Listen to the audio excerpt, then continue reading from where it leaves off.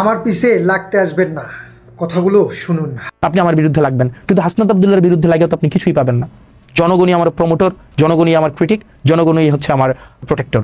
এই যে মিডিয়াগুলো, যতগুলো মিডিয়া, আমি তো আপনাদেরকে আমি সাংবাদিকদেরকে সম্মান করি, কিন্তু মিডিয়া মালিক আপনারা যারা আছেন, আপনারা ব্যাংক ঋণ খেলাপি আপনারা যারা আছেন, আপনারা যারা দুর্নীতি করেন, দেশের টাকা বিদেশে পাঠান, আপনাদের নিজস্ব চরিতার্থ হাসিল করার জন্য সাংবাদিকদেরকে, রাজনীতিবিদদের পিছনে লেলিয়ে দেন, আমি তো আপনাদেরকে গুনি না।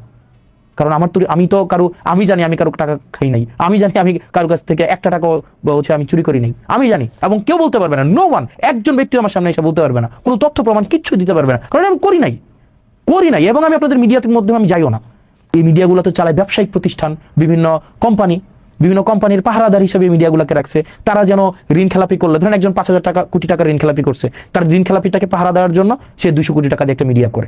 এবং আমি হাসনাত আব্দুল্লাহ নিশ্চিত করছি আপনাদেরকে, প্রত্যেকটা পয়সা, প্রত্যেকটা দায়িত্ব একটা আমানত, আপনারা আমাদেরকে ভালোবেসে দায়িত্ব দিয়েছেন, এবং প্রত্যেকটা পয়সার হিসাব আপনারা পাবেন।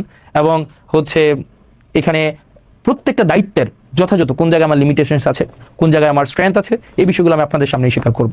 সেটার জন্য আমার কোনো মাফিয়াকে ধরার দরকার নাই, সেটার জন্য আমার কোনো মিডিয়া মাফিয়ার উপর আমার ভর দেওয়ার কোনো প্রয়োজন নাই। জনগণই আমার প্রমোটর, জনগণই আমার ক্রিটিক, জনগণই হচ্ছে আমার দিন শেষে আমার প্রোটেক্টর। আমার কোনো মিডিয়া প্রোটেকশন, কোনো এইসবের দিন শেষে লাগবে না, as long as people are with me.